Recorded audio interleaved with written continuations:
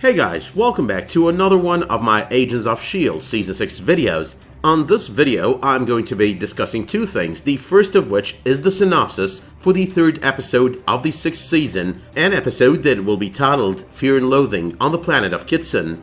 The second topic I'm going to be discussing on this video is the recent announcement that Season 6 is neither going to tie in with Avengers Infinity War or with Avengers Endgame. I know, sounds kinda crazy, but gonna talk about that in a moment. Now, if you want to jump to that part, right into the Infinity War and Avengers Endgame part, I'm going to be updating the pinned comment down below like 5 minutes into the upload of the video, like sorta indexing the video. Just head there, click that timestamp and jump right into it. But let us though get started with the synopsis for the third episode of the 6th season of the series. Okay, so the episode is titled Fear and Loathing on the planet of Kitson. I'm pretty sure there are going to be a lot of references, as I mentioned on a previous video, to Fear and Loathing in Las Vegas. Think about it this way, there's already this one thing that Kitson does have in common with Las Vegas based on the synopsis, which is basically the casinos. Now before we get started with the actual narrative that this synopsis presents, let's look at the guest starring list, which does give us a lot pretty much. It gives us Joel Stoffer, who portrays the role of Enoch. It gives us Brianna Venskis, who portrays the role of Agent Piper, Maximilian Ozinski, who portrays the role of Agent Daviiz, Clark Middleton, I've got no clue who that is, but nonetheless the final name on this list is Christopher James Baker, who portrays the role of MALACHI on the upcoming season, and the character description for MALACHI has identified him as an assassin from a distant planet. Alright, so just by looking at the guest starring list over here, we're missing all the names that do belong back on Earth. You know, the guest stars that do play a role in the new arc for the Earth team. So this is probably going to be all about the space team. This episode is probably going to be space-centric, and we're going to see nothing of Earth. So I do think this is going to be the wrap-up for the space arc, like we're going to see them save Fitz, possibly save Fitz, or reunite with Fitz at least, before 1 or 2 episodes later, they're back on Earth, reunited with the rest of the team, and basically facing this new threat, the threat of the new Coulson, aka Sarge. So yeah, this is more like the 5th episode of the 5th season. It's going to be centric on a certain group of characters, and for this one episode, it is going to ignore the other side of the story, kind of trying to expedite the reunion of the entire team. But okay though, let's check out the header of the synopsis. The agents are gambling with their lives on Marvel's Agents of S.H.I.E.L.D. The gambling bit of course hints at the idea that I was talking about earlier, you know, Fear and Loathing in Las Vegas. But nonetheless, the body of the synopsis kind of gives us more information. Fear and Loathing on the planet of Kitson. It's a wild night out on the planet of Kitson for the agents. While Fitz and Enoch try their luck at the casino, nearby Daisy and Simmons find themselves in a much groovier situation. So what does this tell us? It tells us that 1, by the end of episode 2, Daisy and Jemma are going to have a hint at where to find Fitz, but they're not going to find him until episode 3. 2, the lead that they have is going to lead them to the planet of Kitson. 3, Fitz and Enoch are pretty much there on the planet of Kitson. Whatever they're doing, they're probably trying to blend in with everyone else and not seem like they're outsiders. That way, they could survive whatever's going on down there. 4, the planet of Kitson, and this is out of Season 5, is known for its casinos and for its brothels. 5, it's going to be a situation where at one point we're going to see Jemma and Simmons at one place, and then moments later after they leave we're going to see Fitz and Enoch right there, you know, like they just missed them. But finally there is 6, Fitz and Enoch are going to be blending in, but at the same time Jemma and Daisy are going to be hunted by someone, and that someone I assume is going to be MALACHI.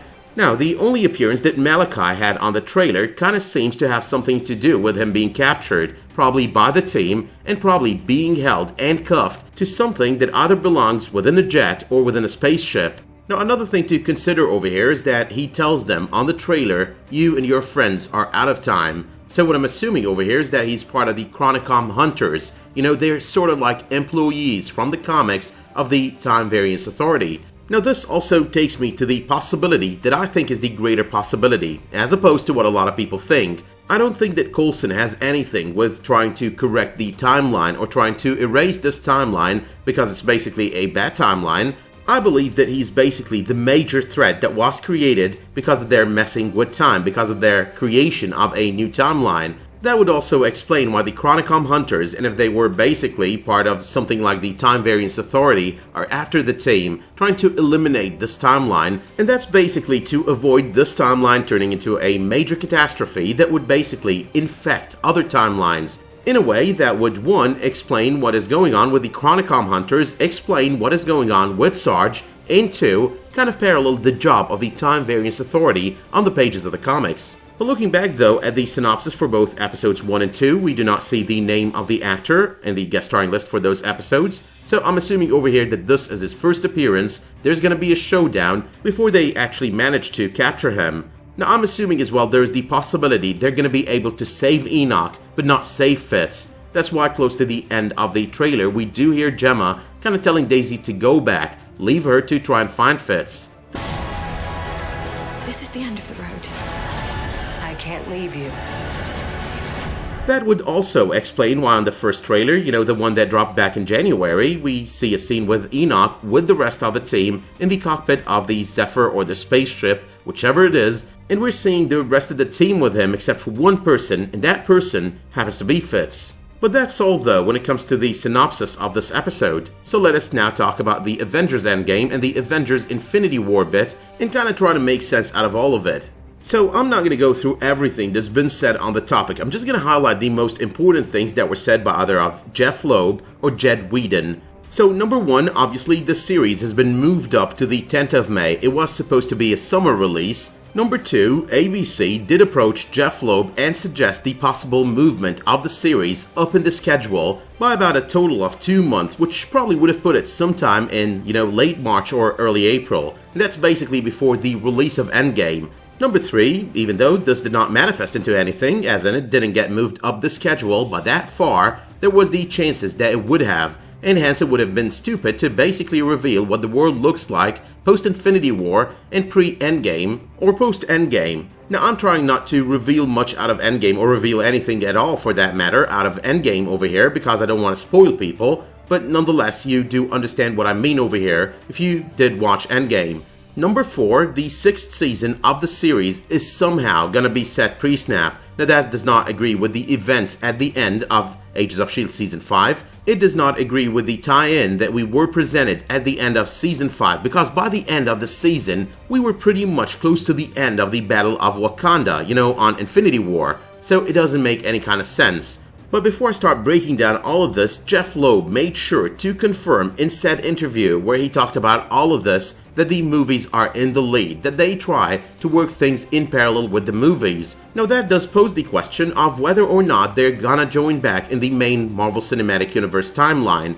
However though, this is where my spoiler ban ends, so beware because what I'm gonna say next might include spoilers out of both Endgame and the new Spider-Man Far From Home trailer, which basically does include spoilers out of Endgame.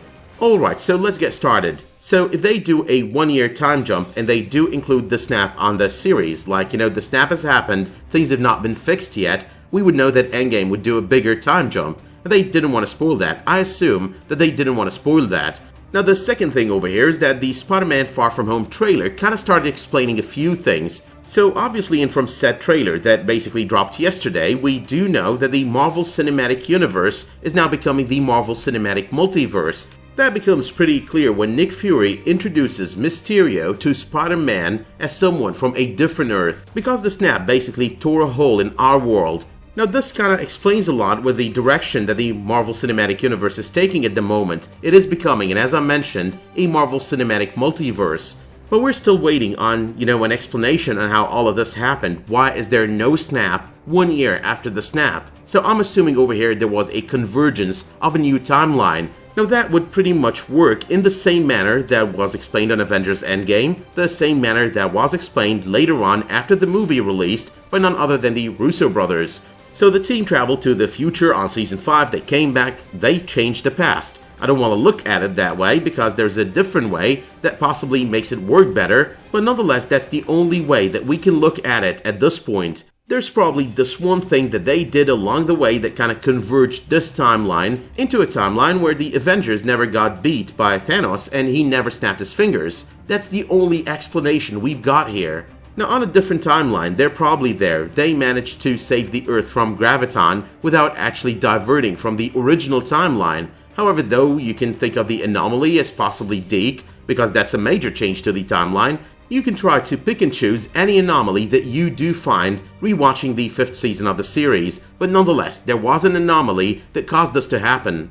Now, with Jeff Loeb talking about the movies being the big dog, being in the lead, they're probably planning something to kind of reunite both timelines at some point. However, though, one last thing to mention over here, and one last thing to kind of answer the question that I keep getting on so many videos: how come we've got Nick Fury as director of S.H.I.E.L.D. on Spider-Man Far From Home, and yet we've got Mac on Agents of S.H.I.E.L.D.? Alright, so the first answer over here is currently this is becoming a different timeline from what it seems, and the second answer is that even if it weren't a different timeline, the 6th season is happening, 1 year after the snap, but 4 years before its reversal. So there's basically no Nick Fury. Nick Fury has been dusted at this point in time. Now, I left this for last because a lot of people would object to it, so if they stay till the end of the video, then they're probably open-minded enough to listen to this part. So the words of Jeff Loeb were kind of weird, like, hey, we're still with the movies, but we're not really with the movies, we're doing this pre-snap, but, we're still with the movies, which kind of makes no sense at all. What I'm thinking over here is they were not allowed to address the snap, so he decided, okay, I'm gonna say this. I'm not gonna address the snap on the series. Yes, the snap did happen. Yes, we are on the right timeline. But nonetheless, the best way to avoid all the complaints about how the hell did you not address the snap is by basically presenting the fans with the idea that we're on a different timeline. Now, that's one other way that I think would fix the entire problem come Season 7, like rejoin this series with, the rest of the Marvel Cinematic Universe. But this, though, being said, does bring this video to an end, so let me know in the comments down below what you think of this news. Let me know what you think of the 3rd episode synopsis for the 6th season of the series. Let me know as well if you did like this video by dropping it a much appreciated like, subscribing to this channel, and make sure you enable notifications in order to get updates whenever I post a new video, publish a new community post, or start a new live stream. But until the next time that you tune in for another one of my videos, Agents of S.H.I.E.L.D. or otherwise, thank you so much for tuning into this one, and have a great day.